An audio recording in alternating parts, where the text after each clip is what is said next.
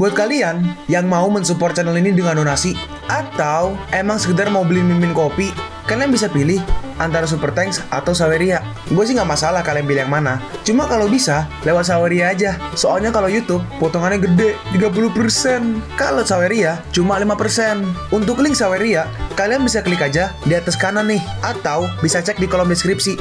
Tapi kalau mau support, nggak harus donasi kok. Dengan kalian nonton sampai habis, dan memberikan like pada video ini, itu udah ngebantu banget buat support channel ini. Oh iya, kalian juga bisa join nih ke grup Telegram komunitas cerita manhwa yang baru. Untuk linknya, gue tampilin di layar ya. Tapi kalau malas ngetik, cek aja kolom deskripsi. Di sana, kalian bisa sharing nih topik seputar manhwa dan kawan-kawan, dan juga ketemu teman baru. Kalau mau info terbaru dari Mimin, misalnya upload kapan atau misalnya ada telat upload, Mimin pasti akan langsung infokan di Telegram. Makanya, jangan lupa join ya. Nggak perlu berlama-lama lagi, kita mulai aja ceritanya. Melanjutkan cerita sebelumnya, di mana Kuchensha sedang bertarung. Dia menerima seranganku dengan tubuhnya. Pasti ada yang aneh. Pada saat aku memukulnya, dia menggunakan sihir untuk menelan sebagian dari ruang. Mungkin saja dia berhasil menggunakan ilmu lain lagi. Tangan kiriku akan... Sebelumnya dia tidak melakukan ini. Mungkin saja karena dirinya sendiri juga ikut dalam jurus ini. Serangan kedua kalinya, dia udah lebih mengetahui kecepatanku. Karena itu dia lebih mengerti lagi, dan dia lebih presisi akan ruang yang digunakan. Dan juga dia udah pulih, ruang yang gak bisa dihancurkan. Sepertinya kau udah mengerti. Pada saat tubuh kita berbenturan lagi, itu adalah waktu kematianmu. Kalau kamu gak datang kemari, aku aja yang akan menyerangmu. Dewa Kegelapan berhasil menyerang Billard. Sial, dia berhasil memukul kepalaku. Tanganku udah sembuh. Wajahku yang sempurna emang lebih tampan. Ngomong-ngomong, apakah udah siap untuk aku ambilkan bagian itu? Iya, itu adalah kepalamu. Aku udah memberimu kesempatan. Rasakan ini, ilmu penghancur ruang. Udah selesai. Aku mungkin akan merasa kesepian. Mungkin saja aku gak akan punya lawan seperti kalian lagi. Ilmu penelan dewa. Akhirnya aku bisa mendapatkannya. Ilmu penelan dewa akhirnya menjadi milikku. Tapi tiba-tiba dari tanah keluar tangan Kuchensha. Apa? Ini adalah ilmu penelan dewa. Lalu Kuchensha menggunakannya untuk menyerang Dewa Kegelapan. Sial! Tangan Dewa Kegelapan diputus dan dia pun mundur. Bukankah kau udah mati? Coba kau lihat mayatku. Saat dia lihat, mayatnya mulai menghilang. Aku akan menyiksamu. Dalam waktu singkat, kau tidak akan bisa menciptakan boneka pelindung unsur tanah yang baru lagi. Ayolah, Dewa Kegelapan. Kau nggak punya banyak kesempatan lagi. Dewa Kegelapan menyerang, tapi Kuchensha berhasil menghindar. Bagaimana mungkin dia mempunyai kecepatan secepat ini? Apakah seperti yang kuduga, dia menggunakan senjataku? Hei, aku di sini. Sial. Sebelumnya anak buahmu pernah menggunakan cakar Dewa Kegelapan untuk menyerangku. Karena itu, aku udah meneliti tentang cakar Dewa Kegelapanmu. Tadinya aku menggunakan jurusmu untuk mengontrol pedang ilusi, dan ternyata berhasil. Aku emang mengakui kalau kau itu hebat. Tapi hari ini kau harus mati. Dewa Kegelapan mengambil sesuatu dan dia membukanya. Aku dari awal udah memprediksikan hal ini. Tetapi aku tidak menyangka yang melukaiku bukanlah Swante, melainkan kamu. Ini adalah lengan iblis yang berasal dari kekuatan 10 monster iblis. Aku akan mengambil darahmu sebagai makanan untuknya. Bagaimana mungkin dia bisa menumbuhkan tangan iblis itu? Jangan pikir kalau kau ada harapan lagi. Lalu dia mulai maju. Tapi Kuchensha berhasil menggenggam tangannya. Gak, ilmu penelan dewa. Bagaimana mungkin? Aku gak bisa menyerapnya. Kalau begitu, terimalah ini. Sial, di belakangku ada tembok batu. Kuchensha mencoba menahan serangannya. Aku akan mencongkel bola matamu. Aku lupa memberitahumu kalau tulang dari tanganku ini merupakan besi dewa dari langit. Hanya bisa dileburkan oleh api samadhi. Lalu Kuchensha mengeluarkan sesuatu dari matanya. Bagaimana mungkin matamu bisa mengeluarkan api samadhi? Wah, tanganku bagaimana mungkin bisa terbakar? Tangannya pun putus lagi. Wah, tanganku lepas. Bagaimana mungkin dia bisa melawan keinginanku? Tanganku dileburkan olehnya. Gak mungkin. Hei, kembalikan besi dewaku. Besi dewa itu diambil oleh Kuchensha. Dewa Kegelapan mencoba mengambilnya. Kenapa kau begitu pelit? Lalu Kuchensha membawanya pergi. Emang besi ini merupakan besi yang kuat. Aku bisa merasakan energi yang seolah tidak bisa habis. Mulai sekarang, aku akan memanggilmu sebagai pedang petir Chingsuo. Dia bisa mengubahnya menjadi pedang dewa hanya dalam sekejap aja. Bagaimana mungkin? Bagaimana bisa kau melakukan ini? Untuk membuat senjata dewa yang bagus, emang diperlukan material langit dan bumi, api dan guci eliksir. Tetapi bagi seorang petapa yang hebat, kita bisa mengubah energi menjadi api, menggunakan tubuh kita menjadi guci eliksir. Tentu saja, aku harus berterima kasih dengan besi dewa langitmu itu. Kau ini! Karena sebelumnya aku sering membersihkan ruang buku, tanpa sengaja aku mempelajari banyak ilmu-ilmu ini. Tentu saja, ini juga dikarenakan hal yang Swante berikan padaku, yaitu kekuatannya. Setelah kau mati, pergilah minta maaf kepada Swante. Lihat aja bagaimana aku menahan seranganmu. Dewa kegelapan mencoba menahan serangannya, tapi dia gagal. Menggunakan pedang tadi, Qingso, dia menyerang dewa kegelapan.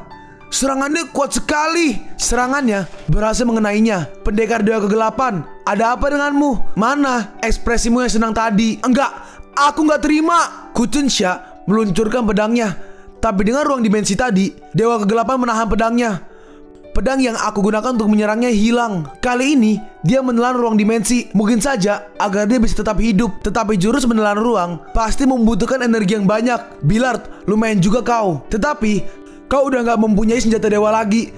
Sekarang, kau tinggal menunggu kematian aja. Hah? Kenapa ada cahaya pedang dari samping? Pedang itu menyerang dewa kegelapan. Hah? Datang lagi kah? Pedang itu terus menyerangnya. Kenapa bisa begini? Hah? Kau, apa yang kau lakukan? Kau menelan senjataku, masuk ke ruang dimensimu. Tetapi, kamu gak menghancurkannya. Itu karena kamu ingin memilikinya. Tetapi ini adalah senjata buatanku. Senjata ini udah merupakan bagian dari tubuhku. Walaupun gak terlihat, tetapi aku masih tetap bisa mengontrolnya untuk menyerangmu. Kamu seperti melawan musuh yang gak terlihat. Kamu sekarang bagaikan mangsa yang terperangkap. Gak, bagaimana mungkin aku kalah di sini? Aku masih mempunyai banyak. Sangat disayangkan. Kamu sekarang udah gak memerlukan apapun. Tiba-tiba, apa? Rasa sakit ini seperti menusuk tulang. Kenapa bisa begitu sakit? Pada saat aku menggunakan pedang untuk menyerangmu barusan, aku menaruh lapisan emas di bilah pedangku. Jadi, setiap kali kamu terkena serangan pedang itu, akan ada sebagian emas yang masuk ke dalam dirimu. Kemudian, aku menggunakan ilmu perisai emas untuk menyerang semua meridian di tubuhmu. Gak mungkin. Berani-beraninya kau berbuat hal ini kepadaku. Kalau akhirnya serpihan emas ini berhasil masuk ke dalam otakmu, kamu pun akan kehilangan kesadaran. Keluarga lo tidak akan mengampunimu. Udah gak perlu banyak bicara lagi. Kamu siap-siap untuk menjadi bonekaku aja. Enggak, di dunia kegelapan, aku adalah pendekar dunia kegelapan. Setelah pertarungan yang lama, akhirnya pendekar dunia kegelapan dikalahkan. Dia udah kalah dan hanya meninggalkan tubuh yang dingin aja. Aku akan memasukkanmu ke ruang dimensiku dan akan pelan-pelan mengubahmu. Tapi tiba-tiba, sial, ruang dimensi yang dibuat olehnya sudah mulai runtuh. Kuchensha mengambil kuncinya dan dia langsung pergi. Aku harus segera pergi. Sedangkan peperangan di istana Raja Dinasti Ruyi tetap berlanjut. Para prajurit masih menyerang suku iblis barbarian. Tapi tampaknya suku iblis barbarian dipukul mundur. Ketua, prajurit kita udah dikalahkan. Aku masih punya satu rencana. Apa itu? Pertama, dia memegang sesuatu di tangannya. Benar, ahli sihir manusia, mereka sangatlah berbahaya bagi kita. Setelah menyelesaikan mereka, kita bisa menggunakan ilmu petir. Ditambah dengan 5000 jimat petir ini, kita akan memiliki lubang darah yang baru lagi. Kita harus menangkap lebih banyak anak kecil. Lubang darah yang baru udah hampir selesai dibangun. Kita bisa mendapatkan jait roh darah yang baru lagi. Dan kita masih mempunyai senjata rahasia lainnya. Sedangkan di perkemahan para prajurit, seorang prajurit pergi dan berkata, "Sebentar, aku mau ke belakang." "Hei kau mau kemana?" Tiba-tiba ada seorang wanita menghampirinya. "Hei, peperangan ini akhirnya udah hampir selesai." Wanita itu membuat prajurit itu berhalusinasi dan akhirnya membunuh mereka. "Permisi, Tuan Ketujuh, prajurit suku barbarian sudah banyak yang mati, tetapi mereka masih aja gak mau menyerah. Tuan Ketujuh, ya, beberapa hari ini ada lagi prajurit yang darahnya terhisap sampai habis. Aku khawatir ada rumor yang gak baik yang tersebar. Periksa, gak boleh menggoyahkan mental prajurit kita." "Baik." Lalu pangeran ke-10 datang. "Panglima Jenderal, aku turun dulu." "Hah, arwah itu?" Lalu dia pun pergi. Arwah apakah itu sebenarnya? Baru-baru ini ada yang aneh dengan pangeran ke-10. Pandangan matanya sepertinya gak sama dengan yang dulu lagi. Dia juga semakin kejam. Aku adalah orang yang ditakdirkan untuk menjadi raja. Ayo, tinggal sedikit lagi. Di hari terakhir penyerangan, pangeran ke-7 berkata, "Hari ini kami akan memberantas suku barbarian. Mereka udah gak dapat menahan serangan kita lagi. Kita hanya tinggal menunggu waktu aja. Semua pasukan siap menyerang. Keberhasilan ini pasti milikku. Ini merupakan kesempatan yang terakhir. Bagaimana performamu?" Lalu seorang prajurit datang. "Lapor, Tiba-tiba ada satu pilar baru di tengah-tengah prajurit kita. Apakah ini merupakan ilmu sihir? Kalian cepat pergi membantu mereka. Panglima Jenderal, kau lihat itu. Ilmu strategi apa ini? Sepertinya ada perasaan yang tidak enak. Kita harus meruntuhkan pilar batu itu dulu. Baik, lalu mereka pada mulai mencoba untuk menghancurkannya. Tapi ternyata ada iblis barbarian di sana. Ternyata itu adalah sebuah penyergapan. Kalian kira aku nggak ada persiapan apapun? Serangan petir. Serangannya diarahkan ke barbarian, tapi berhasil ditahan olehnya. Lumayan juga. Kalian mengira dengan hanya ini aja kalian bisa mendekati tim penyihir kami. Terimalah ini. Hah? Apa? Bagaimana mungkin bisa melewati energi pembatasku? Dasar sampah. Para barbarian dibekukan menjadi es. Tapi salah satunya ada yang retak. Hah? Apa? Dan satu berhasil lepas. Cepat lari. Tapi dari kelihatannya sih bukan lepas ya, lebih ke meledakkan dirinya sendiri. Apa?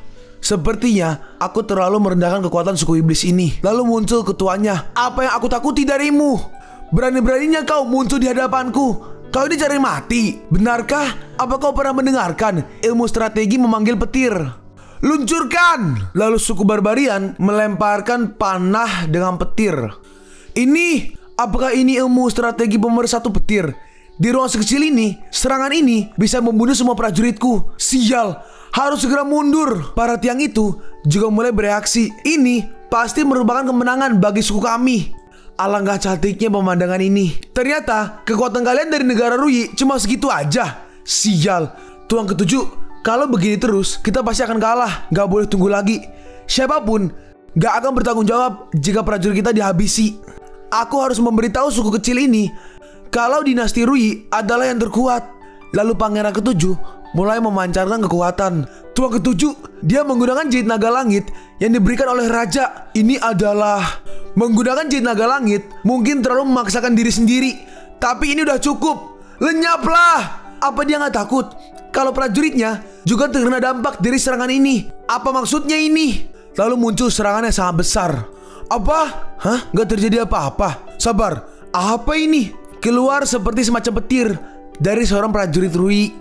Darah yang mengalir di daerah prajurit dinasti Ruyi dapat mengeluarkan satu pertahanan setelah terkena serangan dari jahit naga ini. Sial, cepat mundur. Coba kau pergi lihat. Apakah jahit roh darah yang baru udah bisa dirasakan? Baik. Bunuh. Baik. Kalian gak akan bisa lolos. Satu pun gak bisa lolos. Terima ini. Kepalamu adalah milikku. Pangeran ke-10 dengan cepat menyerang. Hah, berhasil. Dia yang mendapatkan duluan. Dampaknya juga gak besar. Seharusnya udah bisa. Jangan salahkan aku, karena kau sangatlah berbahaya bagi kami. Tiba-tiba ada seseorang misterius. Dia menggunakan mantel, panah dan busur untuk menyerang ke arah pangeran ke-7. Suara apa ini? Ah, sial. Untungnya pangeran ke-7 berhasil menghindarinya. Siapa itu yang berani menyerangku dari belakang? Nah itu, udah ketahuan. Kau akan menyesal di neraka. Sial. Lalu pangeran ke-7 menyerangnya. Walaupun aku terluka berat karena jahit naga langit, tetapi bukan berarti bahwa aku bisa ditantang oleh siapapun. Tapi ternyata orang misterius itu gak mati. Hampir aja. Lebih baik aku pergi dulu. Tuang ke-7, lukamu ini gak ada masalah yang besar. Jangan urus aku. Lanjutkan peperangan. Baik, baik Panglima. Kepala suku, aku menahannya. Kau harus pergi. Kau, baik, tetap aja tinggal di sini. Larilah denganku. Tetapi dua orang, aku takut. Berhentilah omong kosong. Mereka berdua pun berhasil kabur. Sial, sial. Lalu seorang wanita muncul lagi. Bagaimana mungkin mangsamu bisa lolos? Benar, bagaimana mungkin mangsaku bisa lolos begitu aja? Ada ke-10, jangan kejar. Ada ke-10 udah terlalu gegabah. Dia gak boleh kejar sendirian. Pangeran ke-10 memiliki kungfu yang sangat tinggi. Dia pasti akan baik-baik aja. Bagaimana situasinya sekarang? Suku iblis udah gak bisa melawan lagi. Kemenangan kita udah dekat. Udah waktunya aku keluar. Lalu pangeran ke-7 menghampiri para prajuritnya. Pangeran ke-7 berteriak, dinasti Ruyi panjang umur, panjang umur, panjang umur. Adik ke-7 yang mendapatkan semua pujian. Sayang sekali, adik ke-19 masih belum sampai. Sepertinya dia nggak akan pulang lagi. Tuang ke-19, di mana kamu? Kita kembali ke istana. Nona, air panas sudah disiapkan. Baiklah, kamu turun dulu. Baik, lalu Pak Iwe pun pergi mandi. Ternyata ada orang yang sedang mencoba mengintip. Siapa itu? Orang ini mencoba mengintip. Aduh, nggak kelihatan jelas. Kalau begitu, aku coba untuk lihat lebih dekat lagi. Apa yang kau lihat? Siapa kamu? Ih, nggak apa-apa. Aku adalah anak keempat dari keluarga Kai. Oh, keluarga Kai. Apa maksudmu datang ke sini? Aku gak mau bicara. Jangan menunda waktuku. Hei, apa yang kalian tunggu? Cepat selamatkan aku. Lepaskan Tuan Muda. Beberapa pengawalnya datang, tapi dengan mudah dikalahkan oleh Pai Yue. Kau bisa membunuh mereka. Aku adalah dari keluarga Kai. Kalau kamu gak mengatakannya, maka aku akan mengantarkanmu untuk bertemu dengan neraka. Oke, aku akan bicara. Tolong, jangan bunuh aku. Udah telat. Aku gak menyukai suaramu lagi. Dia pun akhirnya dibuat pingsan. Nona, Tuan mau memanggil Anda. Dia mengatakan kalau ada urusan penting yang harus dibicarakan denganmu. Baiklah, tolong bereskan ini dan bantu aku tanya keluarga Kai. Apakah mereka masih ingin tetap bertahan hidup di sini? Kita sekarang masih di kediaman keluarga Low. Bagaimana mungkin? Apakah terjadi sesuatu? Tidak mungkin. Ternyata ada sebuah batu yang menyala. Lalu Pai Yue datang. Orang tua itu memberi laporan. Di dunia ini gak banyak orang yang bisa melukai pamanmu, apalagi orang yang dapat membunuhnya. Apakah mungkin ini perbuatan dari pendekar? Sebelum Shale pergi, dia pernah mengatakan kalau dia merasakan ada hal buruk yang akan terjadi padanya. Karena itulah dia meninggalkan barang ini. Ayah, apakah paman benar? Sebelum pamanmu pergi, dia meninggalkan batu jade roh. Cahayanya udah mulai meredup. Apakah paman sedang dalam bahaya? Lalu batu jade rohnya pecah. Paman, Lin, bagaimana mungkin? Lalu Kucensha masuk ke dalam ruang dimensi. Hei, kau memanggilku? Lebih baik kau merubah Dewa Kegelapan menjadi vampir secepatnya. Dengan level setinggi dia, biasanya akan meninggalkan batu jade roh di rumah. Jikalau aku berhasil mengubah dia menjadi vampir, apakah bisa menutupi batu jade rohnya? Kalau begitu, aku akan mulai secepatnya. Aku akan mulai dari badannya dulu. Pendekar Dewa Kegelapan memiliki badan yang sangat kuat pada saat dia hidup. Setelah mengeras, kecepatan dan kekuatannya akan meningkat drastis. Dan sekarang, seluruh tubuhnya hampir mengeras. Tapi sekarang, dia masih gak memiliki kesadaran. Setelah mendapatkan kesadaran yang baru, keluarga lo tidak akan bisa mengetahui kalau pendekar Dewa Kegelapan sudah meninggal. Udah hampir selesai. Dengan begini, keluarga lo pasti tidak akan mengetahui keadaannya lagi. Tuan, baik, kelak aku akan memanggilmu. Aku udah mempunyai vampir kecil. Kalau begitu, akan aku panggil nomor 2. Baik, terima kasih Tuan. Pendekar Dewa Kegelapan menjadi anak buahku. Sebelumnya, aku sebagai pangeran ke-19 tidak mempunyai satupun anak buah yang hebat. Tapi sekarang, aku udah memilikinya. Ada yang aneh, bagaimana mungkin kepribadian Billard bisa berubah jauh? Ilmu menembus roh. Sepertinya, kekuatan dia dan Swante udah mulai menolak. Karena itulah, makanya kepribadiannya jauh berbeda. Tetapi dia akan normal setelah kedua kekuatan itu bergabung menjadi satu.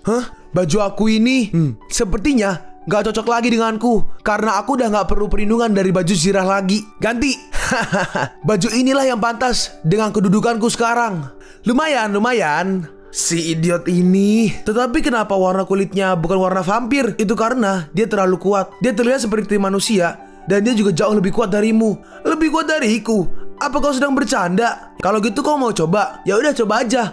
Nomor 2, coba kau gunakan 50% kekuatanmu. Enggak, gunakan 30% kekuatanmu untuk menyerangku.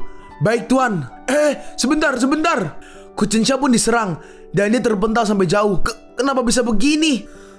Aku pengen ganti murid. Sharika, kau lihat, paman masih belum mati. Menurut cahaya ini, sepertinya pamanmu udah pulih. Tetapi paman masih dalam bahaya.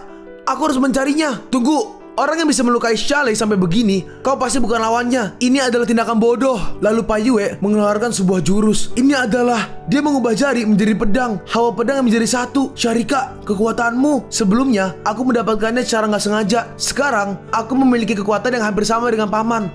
Walaupun Shale nggak bisa kembali lagi, tetapi kekuasaan dari keluarga Low tidak akan goyah. Kelihatan nih Sharika tetap akan menolong pamannya. Gak ada cara lain lagi. Kamu, ya Tuan, pergi ambil kotak hitam yang ada di dalam ruang pusaka. Sharika, walaupun kamu udah punya kekuatan sehebat itu, tetapi pamanmu yang memiliki pusaka yang banyak pun dikalahkan. Kalau begitu, aku akan memberikan barang pusaka ini kepadamu. Saat dibuka, ternyata sebuah pedang. Aku dapat merasakan elemen api dan air di dalamnya. Apakah ini merupakan senjata gabungan antara api dan air? Nih, coba kamu lihat dulu. Di sarung pedang ini ada segel. Saat dia memegangnya, wah, kekuatan api yang sungguh hebat. Phoenix. Ternyata api Phoenix. Pantas saja dia memiliki kekuatan yang sebesar itu. Benar, pedang ini terbuat dari bulu Phoenix. Karena pedang ini memiliki kekuatan yang terlalu kuat, maka sarungnya harus dibuat dari besi salju untuk menekan kekuatannya. Kalian pun sampai di penghujung video ini. Kalian mau tahu lanjutan chapter ini? Atau manhwa menarik lainnya? Makanya, jangan lupa subscribe biar kalian gak ketinggalan kalau gue upload video baru. Jangan lupa like, komen, dan share ke teman-teman kalian supaya channel ini bisa lebih berkembang ke depannya. Segitu dulu dari video cerita manhwa. Gua Sabik undur diri. See you on the next video. Zaijian.